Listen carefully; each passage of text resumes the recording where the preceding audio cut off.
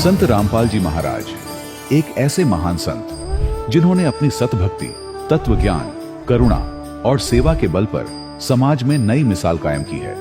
संत रामपाल जी महाराज की अगुवाई में उनके सभी सतलोक आश्रमों से समाज कल्याण के अद्भुत कार्यों ने समाज को सुनहरे भविष्य की एक नई उम्मीद दिखाई है।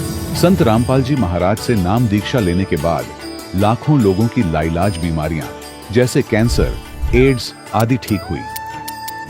संत जी के ज्ञान से प्रेरित होकर उनके अनुयायियों ने लाखों यूनिट रक्तदान किया। संत जी ने लाखों बहन बेटियों का दहेज मुक्त विवाह करवाया।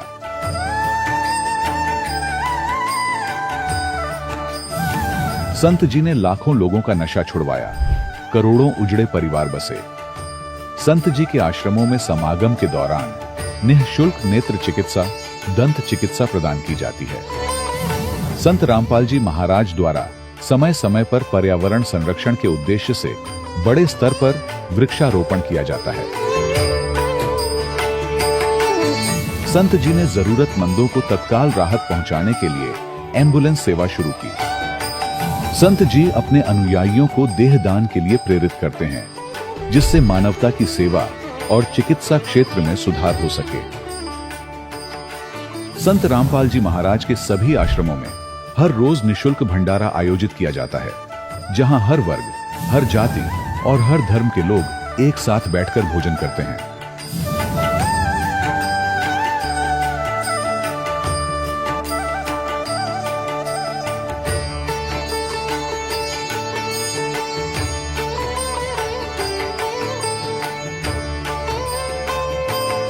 संत रामपाल जी महाराज के आश्रम में हजारों बुजुर्गों को सम्मान और प्यार के साथ जीवन जीने का अवसर मिलता है। उनके खाने, रहने और स्वास्थ्य की पूरी जिम्मेदारी संत रामपाल जी महाराज उठाते हैं। अनाथ बच्चों के लिए संत रामपाल जी महाराज के सभी आश्रम किसी वरदान से कम नहीं। यहाँ उन्हें शिक्षा, संस्कार और भविष्य के लिए बेहतर अवसर प्रदान किए जाते हैं। चाहे बाढ़ हो, भूकंप या महामारी, संत रामपाल जी महाराज और उनके अनुयायी हमेशा ही जरूरतमंदों के लिए सबसे आगे खड़े रहते हैं। कोविड महामारी के दौरान संत रामपाल जी महाराज के आश्रमों से करोड़ों लोगों के लिए भोजन, दवाइयां और जीवन रक्षक सामग्रियां उपलब्ध कराई गई। चाहे गरीब की मदद हो या किसी शोषित और पीड़ित वर्ग के हक और सम्मान की लड़ाई, संत रामपाल जी महाराज ने हमेशा ही उनकी दबी आवाज को सरकारों तक पहुंचाया है और उन्हें उचित न्याय दिलवाने में अहम भूमिका अदा की है। समाज में आध्यात्मिक और सामाजिक मूल्यों के प्रति जागरूकता लाने में संत रामपाल जी महाराज हर कदम पर मानवता के सच्चे सेवक साबित हुए हैं। संत रामपाल जी महाराज का जीवन हमें सिखाता है कि सच्ची सेवा वही है जो निस्वार्थ भाव से की जाए। आइए हम भी इस महान सेवा के कार्य में इस महान संत से जुड़ें और संत रामपाल जी महाराज से नाम दीक्षा लेकर अपने जीवन को धन्य बनाएं।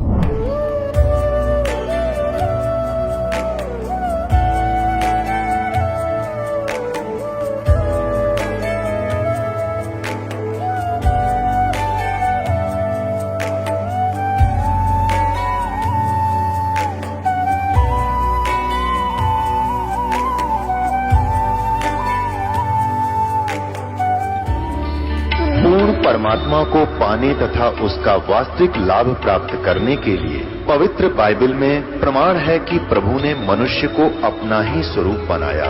6 दिन में सृष्टि रचकर 7वें दिन विश्राम किया। कुरान शरीफ में प्रमाण है कि हजरत मोहम्मद को खुदा स्वयं कह रहे हैं कि मैंने तुम्हें उस परमात्मा की महिमा बताने के लिए भेजा है। वो परमात्मा कबीर है जिसने 6 दिन में सृष्टि रची तथा 7वें दिन तख्त पर जा विराजा। उसकी खबर किसी बाखबर से पूछकर तो देखो। कृपया अवश्य सुनिए जगत गुरु तत्वदर्शी संत रामपाल जी महाराज के अमृत वचन। सत साहिब दर्शकों, क्या हो जब मनुष्य अपने जीवन में सभी प्रकार की परंपरागत भक्ति साधनाओं को करता हो, लेकिन फिर भी वो जिंदगी के उस मोड़ पर खड़ा हो जहां उसे चारों ओर अंधेरा ही नजर आ रहा हो। दर्शकों, ऐसी ही कहानी थी हिमाचल प्रदेश के रहने वाले दर्शन कुमार शर्मा जी की। दर्शन जी ने बचपन से ही हिंदू धर्म में प्रचलित अनेकों प्रकार की साधनाएं की, लेकिन फिर भी ये शारीरिक रूप से बहुत परेशान रहते थे। लेकिन दर्शकों, आज दर्शन जी का कहना है कि जब से मैंने संत रामपाल जी महाराज से नाम दीक्षा ली है, तब से मेरा जीवन पूरी तरह से बदल गया है। अब मेरी सारी बीमारियां समाप्त हो गई हैं। संत रामपाल जी महाराज द्वारा प्राप्त आदि सनातनी भक्ति करने से अब मुझे आत्मिक शांति भी मिल रही है और शारीरिक सुख भी। दर्शकों, आखिर संत रामपाल जी महाराज ने दर्शन जी को ऐसी कौन सी जड़ी बूटी दे दी जिससे इनकी सारी परेशानियां समाप्त हो गईं? आखिर दर्शन जी क्यों संत रामपाल जी महाराज द्वारा बताई गई भक्ति साधना को शास्त्रों के अनुसार और हिंदू धर्म में की जाने वाली भक्ति साधना को शास्त्र विरुद्ध बता रहे हैं? आइए सुनते हैं दर्शन जी की कहानी उन्हीं की जुबानी। सर नमस्कार। नमस्कार जी। सर क्या नाम है आपका? दर्शन कुमार शर्मा। कहाँ से हैं आप? मैं हिमाचल प्रदेश के तहसील कसौली के एक गांव चंडी से आया हूं जी। सर क्या करते हैं? मैं शिक्षा विभाग में राजनीतिक शास्त्र के लेक्चरर के पद पे कार्य कर रहा हूं। सर संत रामपाल जी महाराज से कब जुड़े? सर मैं 19 अप्रैल 2013 को तत्वदर्शी संत सदगुरु रामपाल जी महाराज से जुड़ा। सर संत रामपाल जी महाराज से नाम दीक्षा लेने से पहले आप क्या भक्ति साधनाएं करते थे? सर हिमाचल प्रदेश में आपको पता है देवों की भूमि माना जाता है और यहाँ देवी देवताओं की जो हमारे पूर्वज साधनाएं करते थे वही साधनाएं ट्रेडिशनल तौर पे हम भी करते आए हैं और अभी संत रामपाल जी महाराज से जुड़ने से पहले तक करते रहे। सर आपने संत रामपाल जी महाराज के अलावा अन्य संतों के सत्संग या नाम दीक्षा ली है? दीक्षा तो नहीं ली जी, लेकिन संत रामपाल जी महाराज से दीक्षा लेने से 2 वर्ष पूर्व में जो कुमार स्वामी जी हैं उनके समागमों में जाता था और जो पासवर्ड और जो साधना वो बताते थे उसको करता था, लेकिन मुझे उससे कोई ना तो शारीरिक ना कोई आध्यात्मिक सेटिस्फेक्शन हुई। सर क्या कारण मानते हैं कि किसी संत की शरण में जाने के बाद भी श्रद्धालुओं को लाभ नहीं होता है, और दूसरी तरफ एक संत हैं जो कहते हैं कि मैं शास्त्रों के अनुसार भक्ति बताता हूँ और वहाँ पर जाने के बाद लोगों को लाभ होता है? सर आप लोग क्या भिन्नता पाते हैं कुमार स्वामी जी या अन्य संतों व संत रामपाल जी महाराज के बीच में? सर जो दूसरे संत हैं संत रामपाल जी महाराज के अलावा वो शास्त्रों के अनुसार जो साधना बताई गई है और जो हमारे महान पुरुष हुए हैं जो उन्होंने जो साधना की है उस साधना को नहीं बताते, यानी शास्त्रार्थ साधना नहीं है, मेन कमी यही है उसमें। और संत रामपाल जी महाराज शास्त्रों के अनुकूल साधना बताते हैं, प्रॉपर वे ऑफ वर्शिप बताते हैं जिससे भक्तों को लाभ होते हैं। सर हमने संत रामपाल जी महाराज के हजारों अनुयायियों के इंटरव्यूज लिए हैं। उनका दावा है कि संत रामपाल जी महाराज जी से उनको जो मंत्र मिले हैं, जो साधना मिली है, वो साधना करने से उनको कैंसर जैसी भयानक बीमारियां ठीक हुई है, उनको आर्थिक लाभ भी हुए हैं, आध्यात्मिक लाभ भी हुए हैं। आप एजुकेटेड पर्सन हैं, क्या आप इस बात पे विश्वास रखते हैं? क्या वास्तव में ही संत रामपाल जी महाराज से नाम दीक्षा लेने के बाद आध्यात्मिक लाभ, भौतिक लाभ मिलते हैं? यहाँ तक कि वो दावा करते हैं कि संत रामपाल जी महाराज से नाम दीक्षा लेने के बाद जो नशा करते हैं, नशा भी ऐसी स्थिति में कि लोग मर जाएं और वो नाम दीक्षा लेने के बाद नशा छोड़ देते हैं। क्या आप विश्वास रखते हैं मंत्रों के जाप से इस तरह की जो भयानक बीमारियां होती है वो ठीक हो जाती है? सर लोग शिक्षित तो जरूर हुए हैं लेकिन आध्यात्मिकता से दूर होकर नास्तिक हो गए हैं।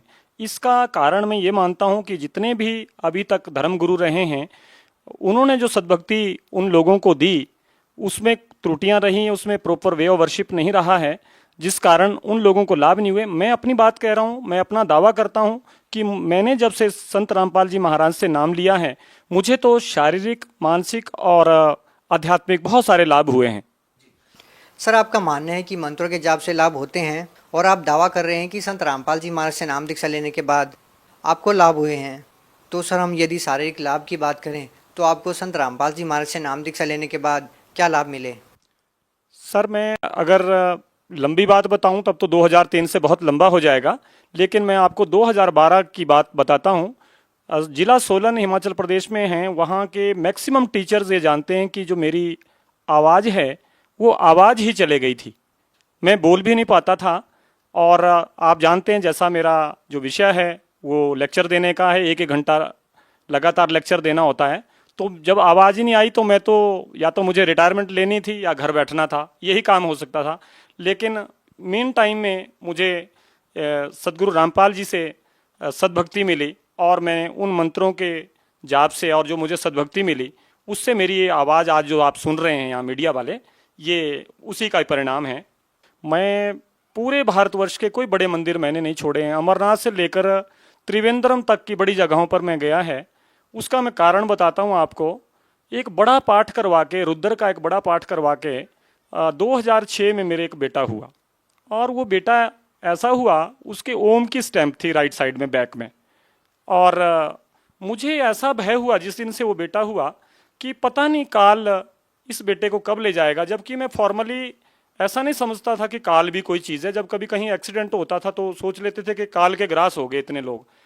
तो मैं बहुत जगह गया। उसके बाद कुमार स्वामी जी के पास मैं लास्ट में 2 साल जुड़ा रहा, वहाँ भी जो साधना उन्होंने बताई वो साधना करी, लेकिन मेरा वो भय नहीं गया। उसके बाद लास्ट में एक हमारे जिला सोलन में ही कसौली तहसील में एक हनुमान जी का मंदिर है, वहाँ मैंने दिवाली के टाइम 3 दिन का पाठ करवाया। तो जब मैं 2-3 किलोमीटर के दायरे में रहा तब वो भय मेरा कुछ घंटों के लिए समाप्त हुआ। जैसे ही मैंने वो परिधि पार करी, वो भय फिर से मेरे हृदय में समाने लगा, और मैंने प्रार्थना करी कि परमात्मा अगर कहीं है तो मुझे अब कम से कम किसी सद्भक्ति में लगा देना, ये मेरा अंतिम पड़ाव है। मालिक की रजा हुई। उन्हीं दिनों मेरे जो सतलोकवासी मेरे पिताजी हैं, वो रामपाल जी महाराज का 3-3 घंटे उस समय सत्संग आया करता था, उसे सुनते थे, और वो मुझे कहते थे कोई एक संत बड़ी खरी खरी बातें किताबों से पढ़ के और वैसे बताते हैं तो तू भी सुन। मैं घर में छुट्टी में 1 आधे दिन के लिए आता था, तो फिर मैंने कहा पिताजी ठीक है, कोई बता रहा है संत, ठीक बात है। लेकिन पिताजी ने मुझे प्रेशर डाला कि भाई ऐसा है, मुझे तो अब दीक्षा लेनी। मैंने पूरे 76 साल की उम्र में किसी को गुरु नहीं बनाया, क्योंकि मैं मानता हूँ कि पानी पीजिए छान कर, गुरु कीजिए जानकर।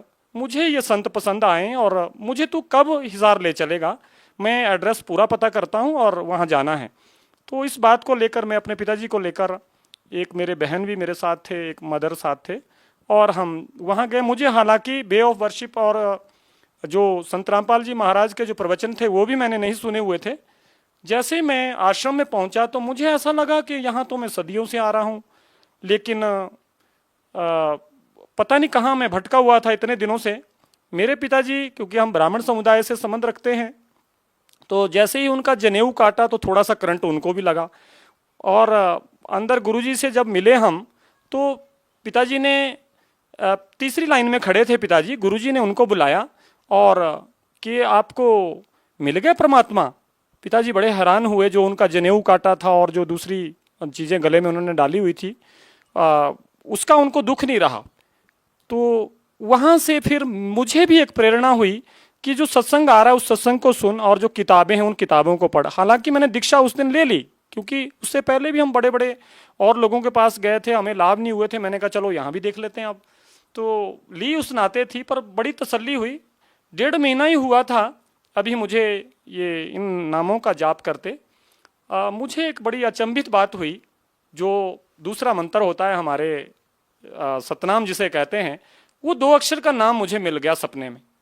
और जब मुझे 5 महीने के बाद सतनाम मिला तो मैंने जब उसको मेल किया, वो वही नाम था। उससे मेरा जो विश्वास है वो बहुत ज़्यादा दृढ़ हो गया। तो इससे मुझे लगा कि नहीं, यही शास्त्रार्थ वेदी। और सत्संग में सुनता रहा और जो पुस्तकें हैं वो मैं पढ़ता रहा, उससे पूरी नॉलेज हुई। फिर मैंने थोड़ा सा शास्त्रों से मिलान भी करना चाहा, तो मुझे लगा कि नहीं, ये सही ज्ञान है। और मेरे परिवार के जो 14 सदस्य थे, बहन भाइयों समेत, परमात्मा ने सभी को अपनी शरण में ले लिया। सर, आप संत रामपाल जी महाराज जी के समर्थक हैं और लाखों समर्थक हैं संत रामपाल जी महाराज के। वहीं दूसरी ओर और भी धर्मगुरु हैं जिनकी लाखों की संख्या में अनुयायी हैं। आप पढ़े लिखे हैं, इस तरह से दूसरे समुदाय में, दूसरे पंथों में पढ़े लिखे लोग हैं। सर, आप लोग दावा कर रहे हैं कि दूसरे जो धर्मगुरु हैं वो सही शास्त्रों के अनुसार भक्ति नहीं बता रहे, तो फिर जो पढ़े लिखे लोग हैं जो वहाँ से नाम दीक्षा लिए हुए हैं वो क्यों नहीं समझ रहे हैं? क्या लगता है आपको, क्या कारण है? सर वो कुछ तो मान मर्यादाओं में फंसे हुए। अब जैसे मैं कह रहा हूँ कि मैं ब्राह्मण समुदाय से हूँ, मेरे जो इन लॉज हैं वो भी हिमाचल प्रदेश में एक बातल गांव है, छोटी काशी के नाम से जाना जाता है। तो मेरे ससुर खुद बड़े ज्योतिषी हैं। हालांकि हमने वो पुस्तकें उन तक भी दी, उन्हें भी उनसे भी आग्रह किया भी आप थोड़ा सा अध्ययन करो इनका। मान मर्यादा में फंसे हुए जी, और भ्रमित हैं। वो सोच लेते हैं कि भी यहाँ खाने पीने के लिए भी पूरी छूट है, बीड़ी सिगरेट मांस मदिरा का सेवन भी करें और जाप भी होता रहे जैसा कोई बता रहा है। तो मैं ये मानता हूँ कि मनमाना आचरण है और शास्त्रार्थ जो साधना नहीं है। शास्त्रों में कहीं इस तरह का ओम नमो शिवाय, ओम नमो भगवते वासुदेवाय, इस तरह के कहीं मंत्र हमें नहीं मिले। सिर्फ ओम अक्षर जो हमारे वेद हैं उसमें इसका जिक्र आता है, उसके अलावा और कोई मनमानी साधनाएं करवा रहे हैं सभी।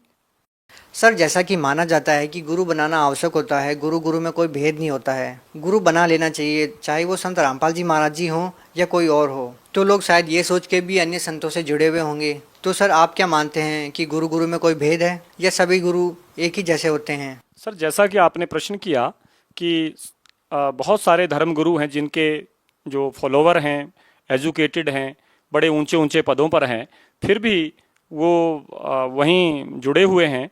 और क्योंकि उनमें एक डर भय पैदा किया हुआ कि गुरु नहीं बदलना है, और उस भय के कारण वो किसी जो शास्त्रार्थ भक्ति देने वाले संत हैं उनको भी फॉलो नहीं कर पा रहे हैं, उनकी जो एजुकेशंस हैं उनको भी अप्लाई नहीं कर पा रहे अपने दैनिक जीवन में। सर और कोई ऐसी बात जो आप हमारे दर्शकों को संत रामपाल जी महाराज के बारे में बताना चाहते हैं? सर मैंने जैसे आपसे पहले भी कहा कि जो आध्यात्मिक लाभ तो अब जीवन का मूल उद्देश्य रहता है हर व्यक्ति का, क्योंकि शरीर तो नश्वर है और इसने तो समाप्त हो जाना है। आगे हम लोगों को ये पता नहीं कहाँ जाना है। हमें जो वे ऑफ वर्शिप है वो मिल गई है और हम इससे पूरे सेटिस्फाइड हैं। जी बहुत बहुत धन्यवाद। धन्यवाद जी। दर्शकों, अभी आपने सुने संत रामपाल जी महाराज से दीक्षा प्राप्त करके सुखी हुए भक्त के अनुभव। अब देखिए जगत गुरु तत्वदर्शी संत रामपाल जी महाराज के मंगल प्रवचन। 6 महीने बालक बीमार हो जा, 1 वर्ष बेटा बीमार हो जा, बेटी हो जा, माता पिता खुद कहने लग जाते हैं भगवान इसकी माटी संगवा ले, घना दुखी हो गए हो। दुखी तो वो खुद होते हैं पर कहना पड़ता है ना, यो घना दुखी हो रहा है। इसी प्रकार माता पिता 6 महीने दुखी हो जा, दरंग मार जा, टट्टी पेशाब धोना पड़ जा, पुत्र बदूर बेटा तो जल्दी हाथ खड़े कराया करे। तो यो प्यार यहाँ का नकली है भाई, सथाई नहीं है। ठीक है, ममता और ये शिष्टाचार यहाँ भी हमने बनाए रखना पड़ेगा, और इस भक्ति से फिर आपको ऐसे अटैक नहीं होंगे। अधरंग पैरालिसिस भी हमने देखा, यहाँ नाम लेने के बाद कईयों का क्रम अड़ गया, पैरालिसिस हो गया और तीसरे दिन चालन लग गए। बताओ, वो दुख भी टाल दिया भगवान ने। तो ये ऐसे सुख देगा, आप यहाँ भी सुखी रहोगे और सतलोक में सदा अमर स्थान पाओगे। परमात्मा कहते हैं, गरीबदास जी ने कहा कि सतगुरु आए दया करी, ऐसे दीन दयाले, बंदी छोड़ वृत्तास का जठ रगनी प्रतिपाले। अमर करूं, खुद कहते हैं भगवान, अमर करूं सतलोक ले जाऊं, ताते बंदी छोड़ कहाऊं। बंदी छोड़ हमारा नामम, अजर अमर हमरा अस्थिर ठामम। हमारा अजर अमर स्थान है। ए स्वामी सृष्टा में सृष्टि हमार तीर, दास गरीब अदर रहूं, अवगत सत कबीर। भजन करो उस रब को जो दाता है कुल सबे का। उस परमात्मा की भक्ति करो पुण्यात्माओं, और समझा है तो सिर धर पाओ, भौर नहीं रे ऐसा दाव। आप बहुत ही विशेष आत्माएं हैं, विशेष प्रिय परमात्मा के बच्चे हो, जो आपको ये ज्ञान अच्छा लग रहा है और आपकी श्रद्धा भगवान में दिन प्रतिदिन बढ़ती ही जा रही है।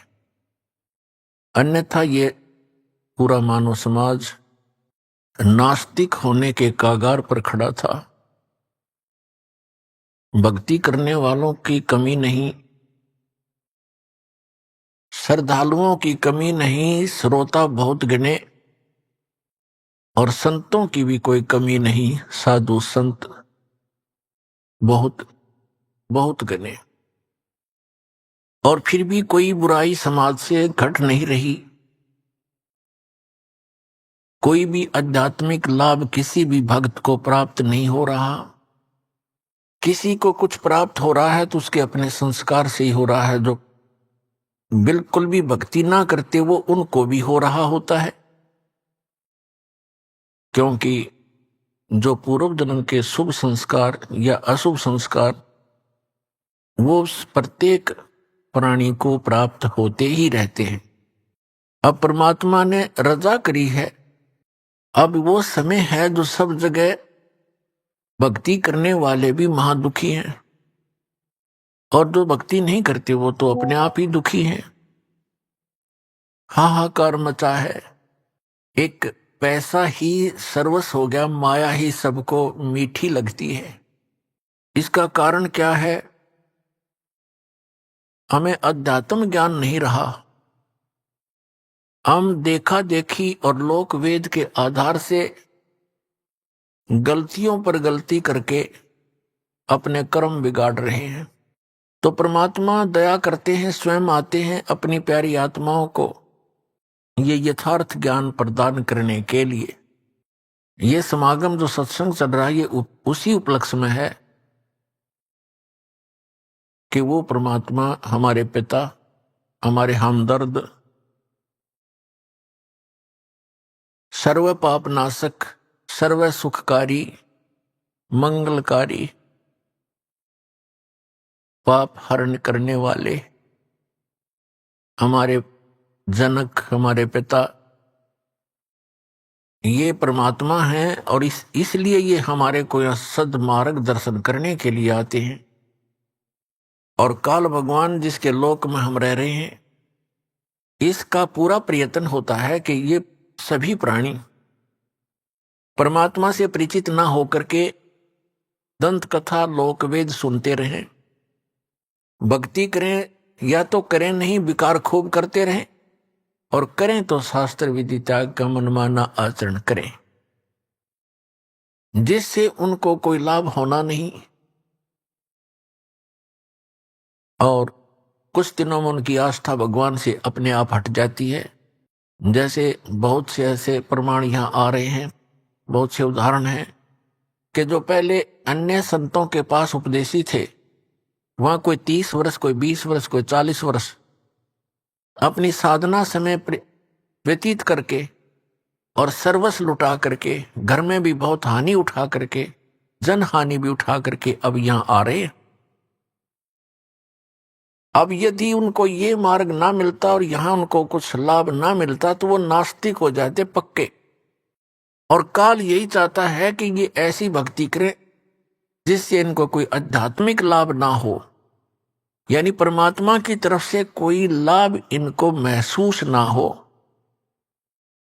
और ये कुछ दिनों में भक्ति साधना त्याग दे और मेरे जाल में फंसे ही रहे।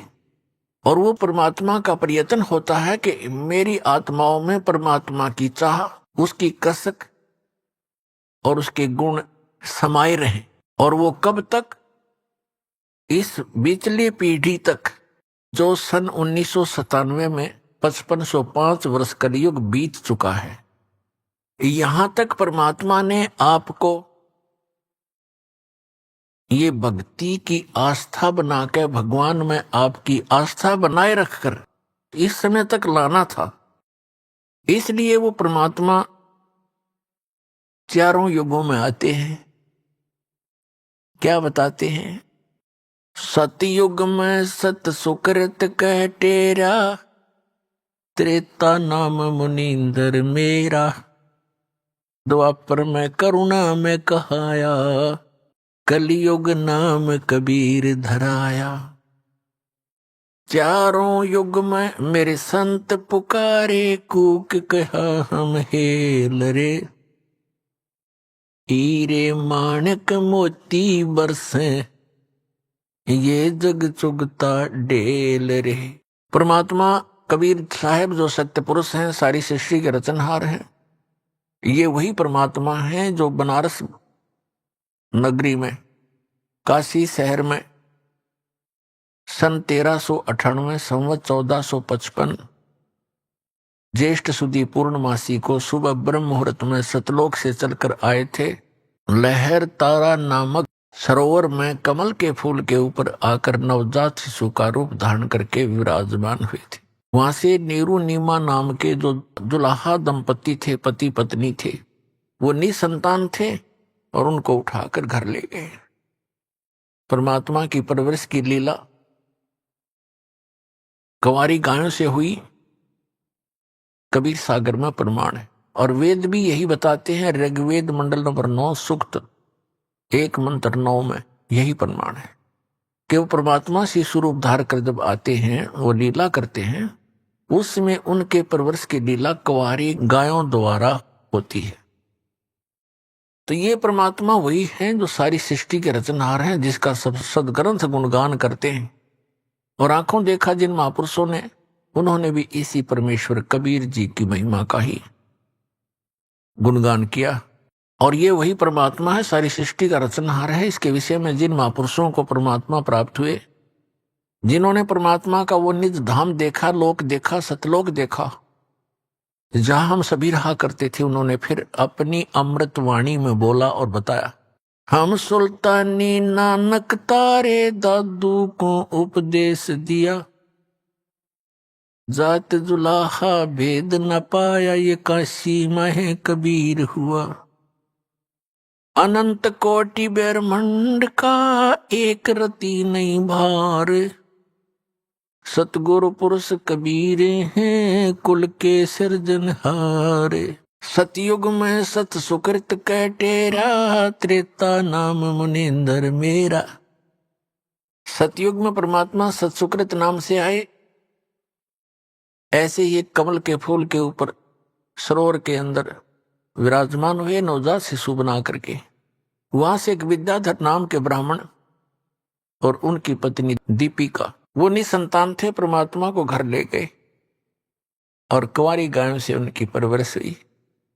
5 वर्ष की आयु में मनु जैसे जो विद्वान प्रसिद्ध हो रहे थे, पाक रहे थे, उनके छक्के छुड़ा दिए, जबान नहीं छोड़ी उनके मुख में। और एक ही प्रश्न परमात्मा किया करते थे, कौन ब्रह्मा का पिता है, कौन विष्णु की मां, शंकर का दादा कौन है, ऋषि जी मोहे बता। उनके पास कोई उत्तर नहीं था। उल्टा परमात्मा के साथ ही वो बेहुदा व्यवहार करने लग जाते थे। ये झूठा है, ये कपटी है, ये पता नहीं किस जाति का है। वहां पर एक पढ़ा मिला था, विद्याधर के घर आ गया, ब्राह्मण के घर। ये ऐसी ऐसी नीच बातें वो परमात्मा के लिए बोलने लगे, विषय बदल दिया करते थे। इसी प्रकार परमात्मा त्रेता युग में मुनिंदर नाम से प्रसिद्ध हुए। उस समय वही आत्मा जो विद्याधर और दीपिका वाली थी, वो दोनों त्रेता युग में फिर ब्राह्मण कुल में ही उनका जन्म था।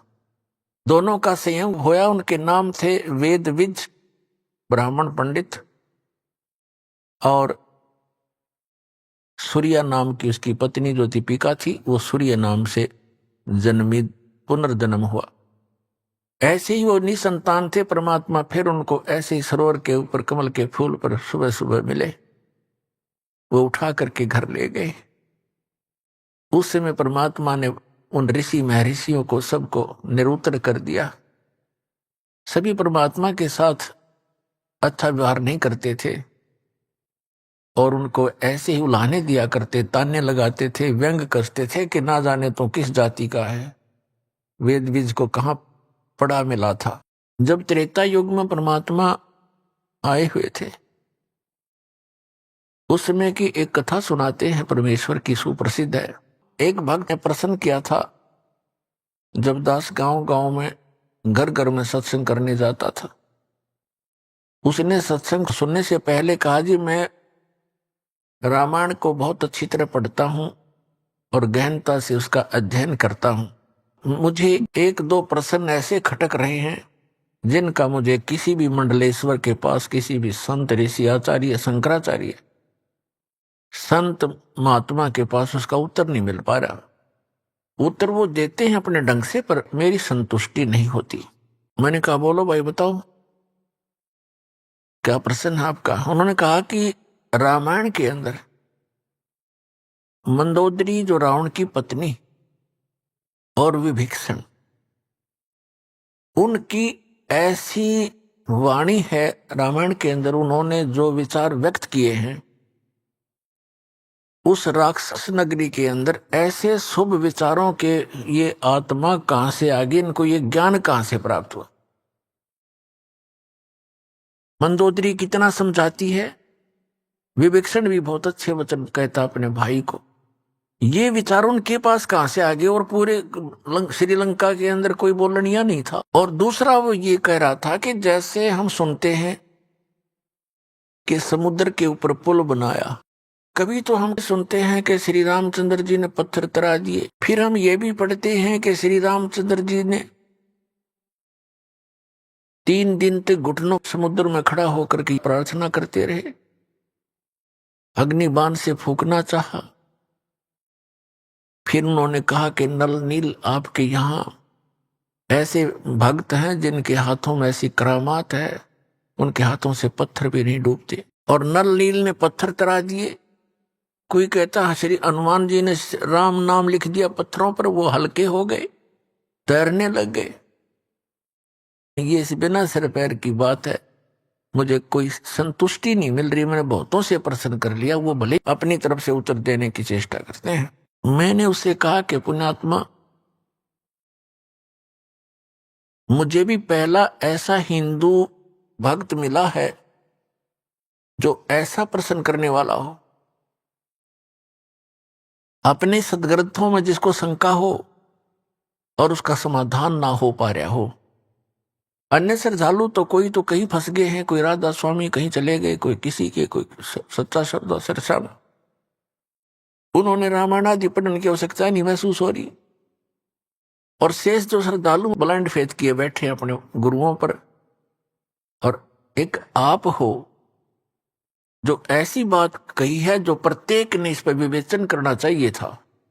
और इसके लिए यदि मैं आपको उत्तर दूंगा अभी, तो आपकी बुद्धि कैच नहीं कर सकती, क्योंकि आप बालक हो, अभी तो आप इस अध्यात्म मार्ग में प्रथम कक्षा के विद्यार्थी भी नहीं हो। तो सबसे पहले आपने सृष्टि रचना सुनना पड़ेगा। अब रात्रि में मैं सत्संग करूंगा, आप सत्संग सुनना और आपके प्रश्नों का उत्तर उसमें मिलेगा। दास ने पहले मौखिक सृष्टि रचना सुनाई और उसको ऐसा लगा जैसे ये दंत कथा, लोक वेद, बनावटी सी कहानी है। फिर दास ने सुनाया ये जो उसके प्रश्न का उत्तर था, वो कथा आपको भी सुनाता हूं। जिस समय परमात्मा स्वयं मुनिंदर नाम से प्रकट थे,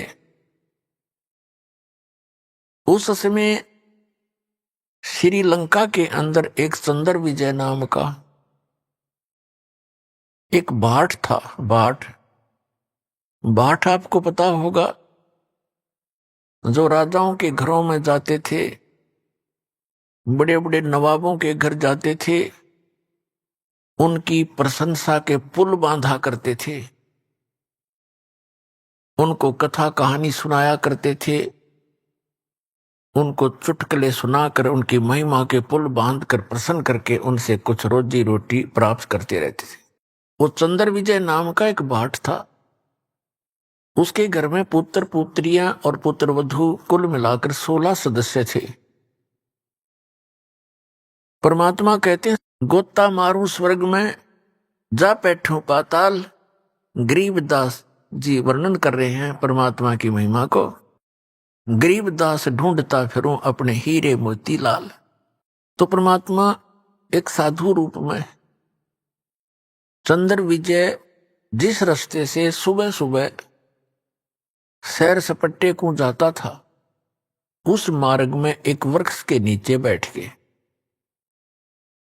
और पुण्यात्मा, भक्त का एक विशेष लक्षण होता है कि साधु संत दिखाई देते, उसकी आत्मा अपने आप आकर्षित हो जाती है। वो उसका सौभाग्य या दुर्भाग्य, वो असली है या नकली, लेकिन वो असली मानकर ही पहुंच जाता है। तो परमात्मा भी कहते हैं कबीर साहब के, साधु दर्शन राम का, मुख पे बसे सुहाग, और दर्श उन्हीं को होत हैं जिनके पूर्ण भाग।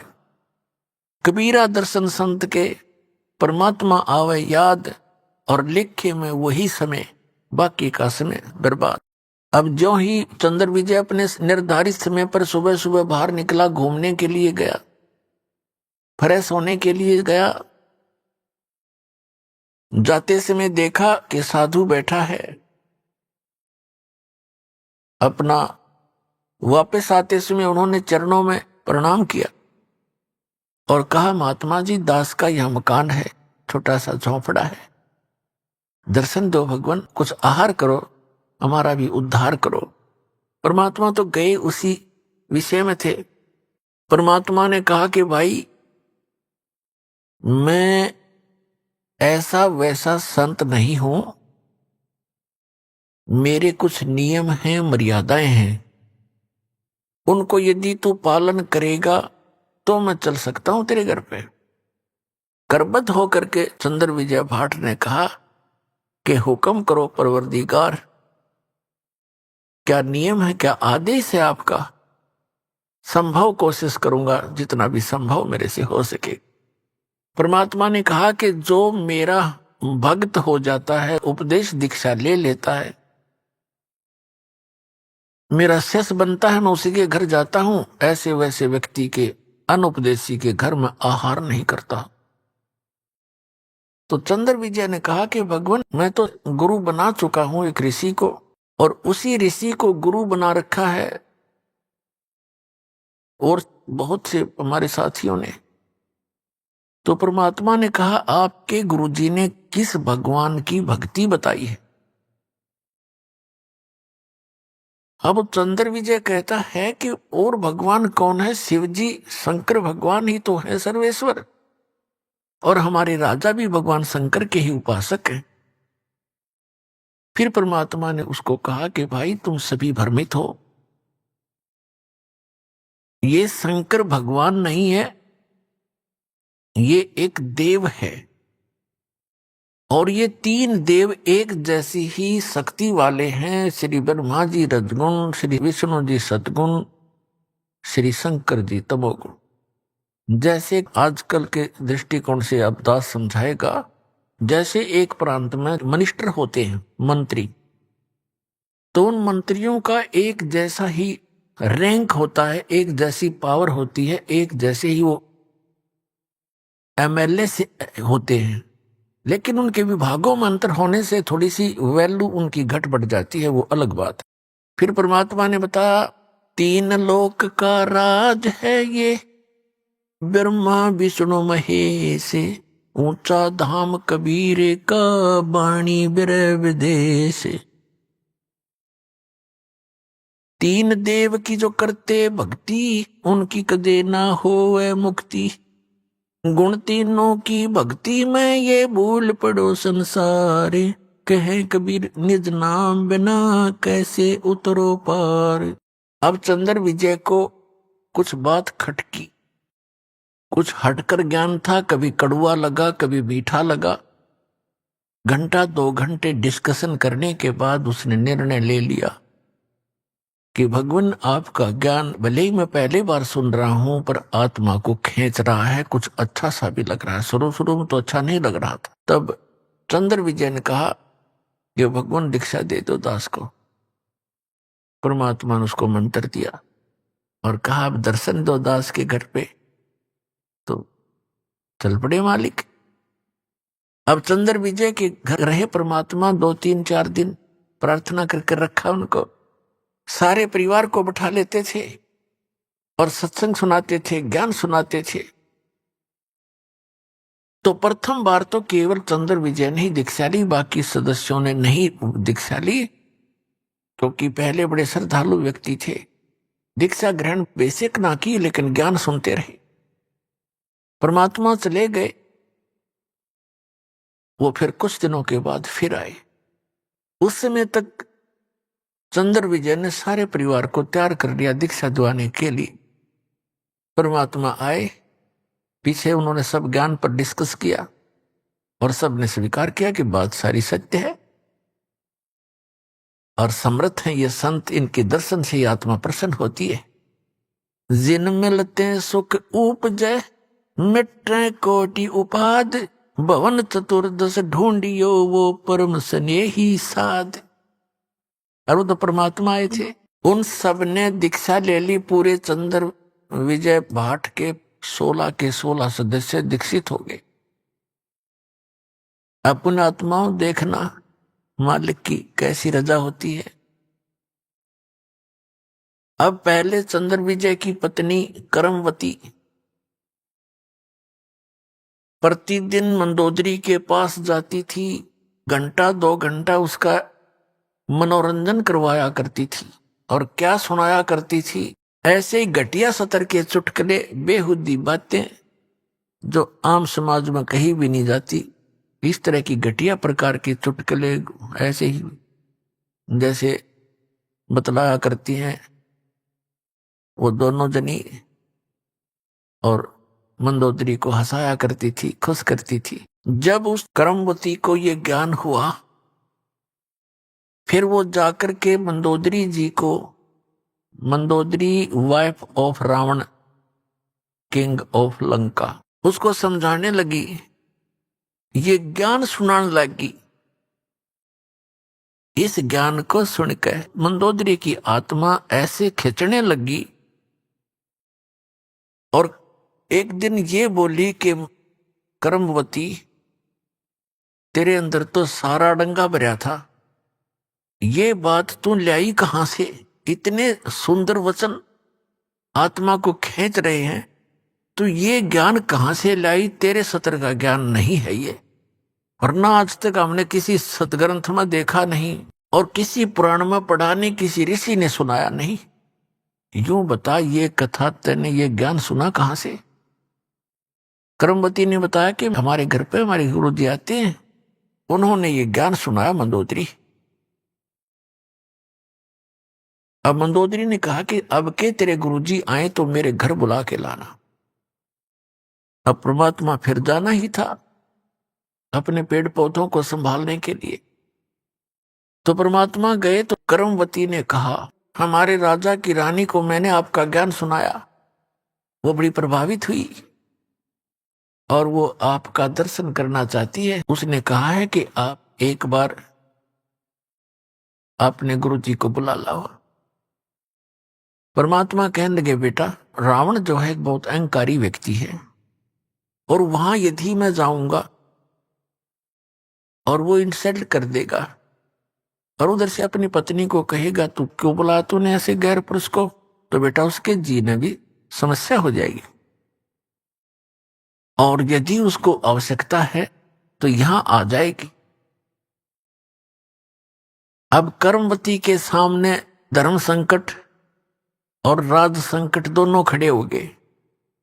धर्म संकट तो ये हो गया कि गुरुजी ने कह दिया, मैं दोबारा कहूं कैसे?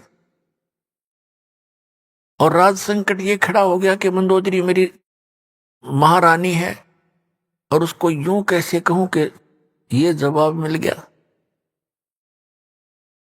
फिर भी परमात्मा ने हिम्मत दी, वो जाकर कहने लगी कि मंदोदरी, हमारे गुरुजी आए हैं और मेरी अर्ज है महारानी कि संतों को बुलाना नहीं चाहिए, साधु संतों का स्वयं जाकर दर्शन करना चाहिए।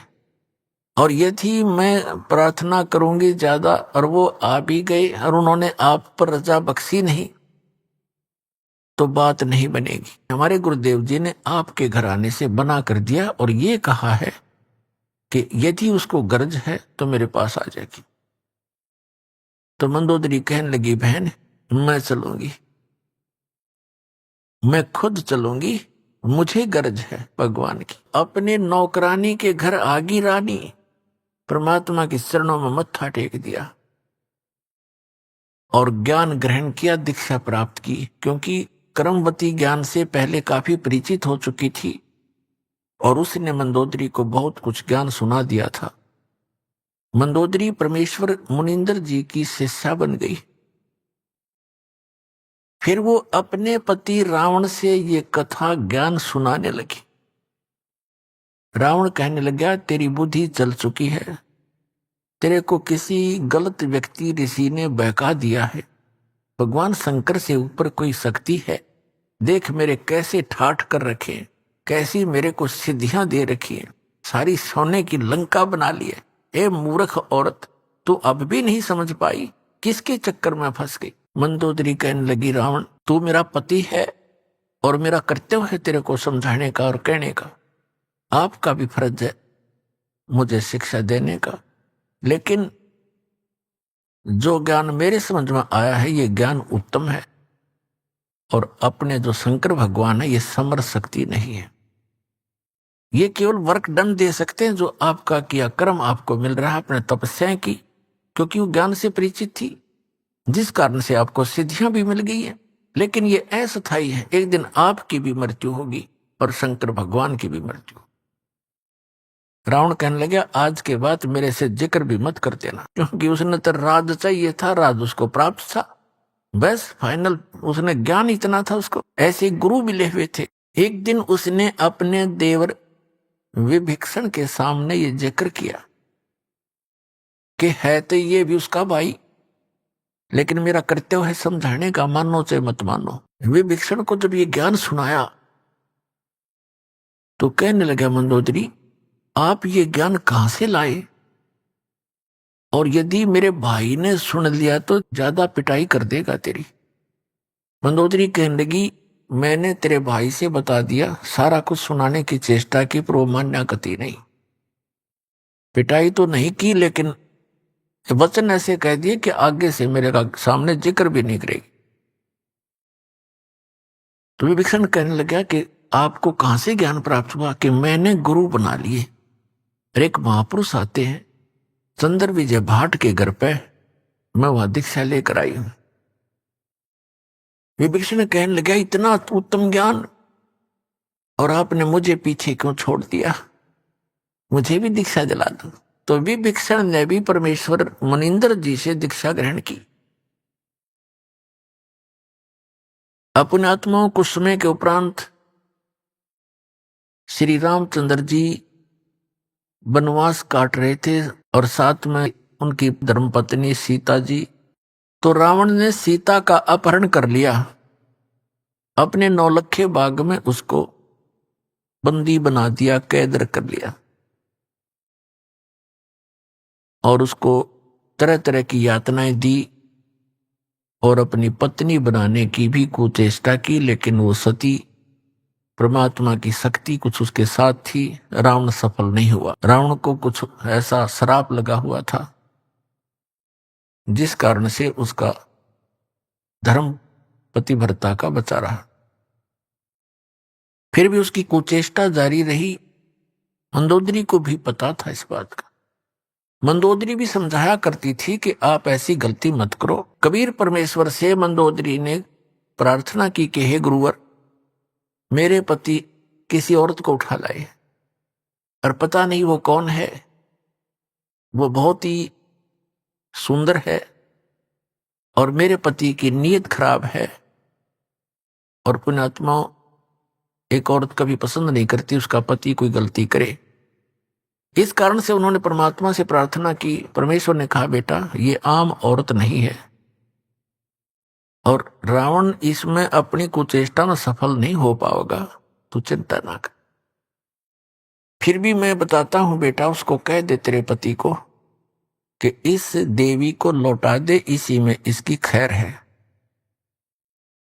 ये आम औरत नहीं है, ये लक्ष्मी अवतार है और श्री विष्णु श्री राम रूप में अपने कर्माधार से यहां वनवास प्राप्त किए हुए थे। राजा दशरथ के घर उनका जन्म है और वो दोनों भाई जंगल के अंदर भटक रहे हैं, इसकी खोज कर रहे हैं और वो यहां तक पहुंचे भी। एक दिन सेना भी लेकर आएंगे, युद्ध भी होगा। इसको सहर्ष लौटाकर अपनी अक्षमा याचना कर ले तो इसकी जान बच सकती है, तेरा सुहाग रह सकता है। अब मंदोदरी जी अपने गुरुदेव के एक एक वचन को फाइनल मानती थी कि जो ये कहते हैं सारी सत्य है, क्योंकि वो तो भगवान भी थे। रावण को जाके मंदोदरी ने कहा कि आप इस देवी को लौटा दो, ये आम औरत नहीं है, ये इस भगवान विष्णु की पत्नी समझो, लक्ष्मी जी आई हुई और श्री विष्णु जी ही श्री रामचंद्र रूप में जो इनके पति हैं वो जंगल में घूम रहे हैं, इसकी खोज कर रहे हैं। आप इसको लौटा दो और अक्षमा याचना कर लो। रावण ये बात सुनकर ऐसा क्रोधित हो गया कहने लगा, ये मूर्ख औरत, तेरा दिमाग खराब है। एक 2 मांसाहारी मस्करे जंगल में फिरते हैं तीर लिए, उनसे मुझे डराती है। मेरे 1 लाख पुत्र हैं, 1.25 लाख मेरे नाती हैं, मेघनाथ और जैसे मेरे पुत्र हैं, कुंभकर्ण जैसे मेरे भाई हैं, तू किससे मुझे डराती है? 1-2 व्यक्ति जंगल में फिर रहे हैं और माफी मांगने की कहती है, क्षमा याचना करने कहती, तेरी बुद्धि चल गई है, बहुत कुछ खरी खोटी कही। अब मंदोदरी को अपने गुरुदेव की बात पर फाइनल विश्वास था, अटल विश्वास था कि न जो बोला सही है। तब परमात्मा से उन्होंने फिर स्वयं प्रयत्न किया। उधर से सीता जी की खोज करते करते हनुमान जी ने वो सुराग लगा ही लिया था कि रावण के 9 लखा बाग में वो कैद हैं। फिर वो तैयारी हो रही थी उधर से सेना की। रावण के पास भी एक संदेश से आ चुके थे कि आप ये लौटा दो। जैसे अंगद जैसे दूत बनकर भी आ लिए थे और इसने आप सारा कुछ कर लिया था। अंगद का पैर भी नहीं हिला था उसके महाबलियों से, फिर भी बुद्धि काम ना करे थी, क्योंकि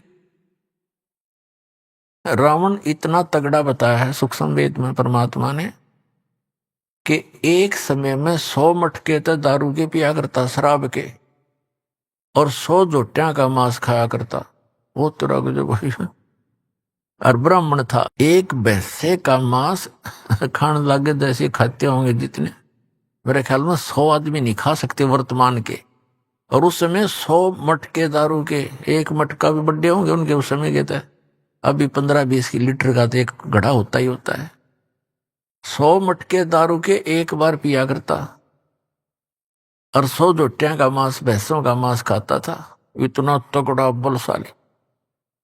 सतयुग में 100 फुट की हाइट होती थी मानव की, मनुष्य की, और त्रेता में 80-70 फुट की हाइट होती थी। इतने लंबे, और फिर चौड़ाई से पैरेलल होगी इसकी। तो बुद्धि भ्रष्टता पी कर, दारू शराब पी कर, खा कर मांस, सच्चाई पर विचार करना बंद कर दिया। परमात्मा ने बताया है कि तेरा सुहाग उजड़ेगा या तो इसे न मना ले। तब एक दिन मंदोदरी ने भगवान से कहा, गुरुदेव आप कृपा करो, एक बार आप समझा दो मेरे पति देव को, और यदि वो आपकी बात नहीं मानेगा तो मैं उसे मराए मान लूंगी। आज से ही मैं अपने आप को विधवा समझ लूंगी अगर आपकी बात नहीं मानी उसने। आप नहीं जाओगे दाता तो मेरी आत्मा में तड़फ बनी रहेगी कि शायद गुरु जी कह देते तो मान जाते। जिस समय ये उसको पता लग गया था रावण को कि सेना बाहर भी इकट्ठी हो रही है और कभी भी आपके साथ घटना घट सकती है, इसलिए वो गुप्त मीटिंग कर रहा था सभी अपने मंत्री महामंत्रियों के साथ, और सभी अपने पुत्र रिश्तेदारों को इकट्ठा कर रखा था। अभी आपने सुने संत रामपाल जी महाराज के मंगल प्रवचन। आइए अब सुनते हैं संत रामपाल जी महाराज से नाम दीक्षा लेकर सतभक्ति करके अद्भुत लाभ प्राप्त करने वाले अनुयायी के विचार। दर्शकों, जरा सोचिए, यदि कोई मनुष्य सभी प्रकार के धार्मिक अनुष्ठानों में लीन रहता हो, व्रत उपवास करता हो, तीर्थ यात्राएं भी करता हो, लेकिन इसके बावजूद भी उनकी समस्याओं का समाधान ना हो, तो वह क्या करे? दर्शकों, ऐसे में उसके जहन में यही सवाल उठता है, क्या भक्ति करने से सच में सुख मिलता भी है या नहीं? दर्शकों, ऐसी ही कहानी थी दिल्ली के रहने वाले राकेश कुमार जी की। राकेश जी ने अपने जीवन में हिंदू धर्म में प्रचलित सभी भक्ति साधनाएं अपनाई, लेकिन इसके बावजूद भी ये परेशानियों से घिरे रहे। इन्होंने हर संभव प्रयास किया, हर देवी देवता की पूजा की, लेकिन फिर भी इन्हें कोई समाधान नहीं मिला। लेकिन दर्शकों, आज राकेश जी का कहना है कि जब से मैंने संत रामपाल जी महाराज से नाम दीक्षा ली है और उनके द्वारा दी गई आदि सनातनी भक्ति को अपनाया है, तब से मेरे जीवन की सारी परेशानियां खुद ब खुद समाप्त हो गई हैं। आज मैं और मेरा परिवार पूर्णतः सुखी हैं। दर्शकों, आखिर संत रामपाल जी महाराज ने राकेश जी को कौन सी भक्ति दे दी जिससे इनकी सारी परेशानियां समाप्त हो गईं? आखिर राकेश कुमार जी क्यों संत रामपाल जी महाराज को परमात्मा बता रहे हैं? आइए सुनते हैं राकेश जी की कहानी। उन्हीं की जुबानी। नमस्कार सर। नमस्ते सर। सर क्या नाम है आपका? राकेश कुमार जी। राकेश जी, आप कहाँ से हैं? बरवाला दिल्ली 39 से आया जी मैं। सर संत रामपाल जी महाराज से नाम दीक्षा आपने कब ली? 5वें महीने में 2014 में जी। सर संत रामपाल जी महाराज से नाम दीक्षा लेने से पहले क्या आप कोई भक्ति साधनाएं भी करते थे? मैं बहुत सभी देवी देवताओं की पूजा करता था जी मैं, और 5-5 घंटे बैठा रहता था जोत के ऊपर। मेरे ऊपर माता की चौकी आती थी, हनुमान जी की आती थी, और हनुमान चालीसा करता था 108 बार। 108 बार बजरंग बाण करता था, आरती करता था सभी देवी देवताओं की। और इनको करने से सर नौकरी भी छूट जाती थी मेरे को इनके करते करते जी। एक गुरु बना रखे थे तिमारपुर में दिल्ली में। मैं उनसे कहता गुरु जी ऐसे ऐसे हो गया मेरे साथ। वो ये कहते थे बाबा तेरी परीक्षा ले रहे हैं बालाजी महाराज। सर फिर आप संत रामपाल जी महाराज की शरण में कैसे आए? मेरी भगतमती पहले जुड़ी हुई थी जी संत रामपाल जी महाराज से। उन्होंने बोला था संत रामपाल जी महाराज से नाम ले लो। और वो बीमार बहुत रहती जी मेरी घरवाली। वो सोजन भी, बुखार भी, और उसके पथरी भी थी। संत रामपाल जी महाराज से उन्होंने नाम लिया। नाम लेने के बाद उनको काफ़ी ठीक होगी वो। मेरे को यकीन नहीं था संत रामपाल जी महाराज पे। तब मैं ये तो सारे देवी देवताओं की पूजा छुड़वाते हैं, फिर क्या फ़ायदा इनका, हमारे पूर्वजों की वो है ये तो। फिर मैंने जी ज्ञान गंगा पढ़ी, उसमें ये लिख रहा था 70 जन्म कुत्ते के बनेंगे जो बीड़ी सिगरेट पीता है और दारू पीता है, और 70 जन्म उसके गधे के बनेंगे। मैंने मतलब 8-10 पेज पढ़े जी।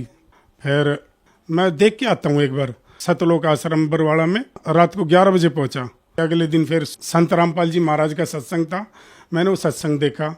संत रामपाल जी महाराज से नाम लिया। सर संत रामपाल जी महाराज से नाम दीक्षा लेने के बाद क्या आपको भी कोई लाभ प्राप्त हुए? हाँ जी, मेरे को बहुत लाभ प्राप्त हुए जी।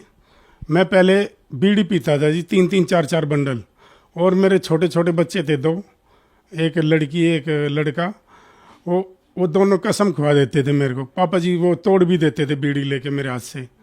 पापा जी छोड़ दो, ये गंदी चीज़ है। मैं कसम खा लेता झूठी, मिसिज के भी सिर पर हाथ रख देता था।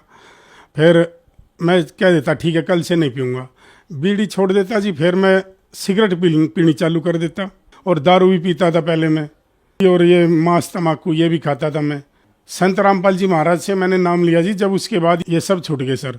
और मेरी जो पत्नी थी सर, वो बहुत बीमार रहती थी। महीने मेरी तनख्वाह थी 3,000 रुपये उस टाइम पे, 2010 में 3,000 रुपये तनख्वाह थी जी। सिक्योरिटी गार्ड की नौकरी करता था मैं, उसमें मेरा गुजारा भी नहीं होता था। दवाई आ जाती थी 3,000 रुपये की तो हर महीने में। मेरी पत्नी संत रामपाल जी महाराज से उन्होंने नाम लिया।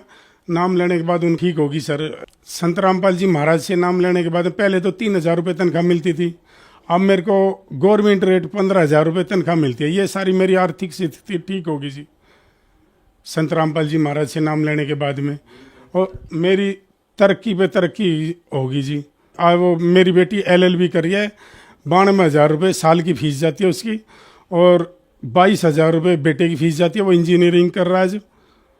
और आज मेरे को पैसे मांगने की ज़रूरत ही नहीं पड़ती कि संत रामपाल जी महाराज की कृपा से आज पूरा परिवार सुखी है जी। और अब ना कोई रोग है चारों सदस्य में, और आर्थिक स्थिति हमारी बहुत बढ़िया है जी। सर संत रामपाल जी महाराज से नाम दीक्षा लेने के बाद आपको लाभ ही लाभ मिले, तो जो दर्शक आज आपको देख रहे हैं आप उन्हें क्या कहना चाहेंगे? मैं उनको यही कहूँगा सर, संत रामपाल जी महाराज से नाम लो और अपना कल्याण करवाओ जी। जैसे मैं दुखी था, अब मैं बहुत सुखी हूँ, ऐसे आप भी सुखी हो जाओगे। सर संत रामपाल जी महाराज से नाम दीक्षा कैसे ले सकते हैं? चैनल है उसमें पट्टी नीचे चलती है, उसमें फ़ोन नंबर लिखे हुए हैं जी, और SMS नंबर है, उनमें फ़ोन करो। संत रामपाल जी महाराज से अपना नाम ले सकते हैं जी। धन्यवाद सर। नमस्ते सर।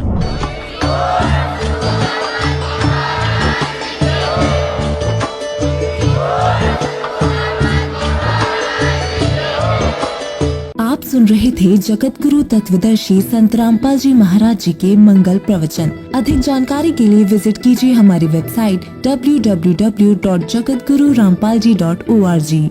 संत रामपाल जी महाराज जी के शुभ आशीर्वाद से पूरे विश्व भर में 500 से भी ज्यादा नाम दीक्षा केंद्र हैं, जिन पर संत रामपाल जी महाराज जी द्वारा ऑनलाइन निशुल्क नाम दीक्षा दी जा रही है। अपने नजदीकी नाम दीक्षा केंद्र का पता करने के लिए संपर्क करें 8222880541।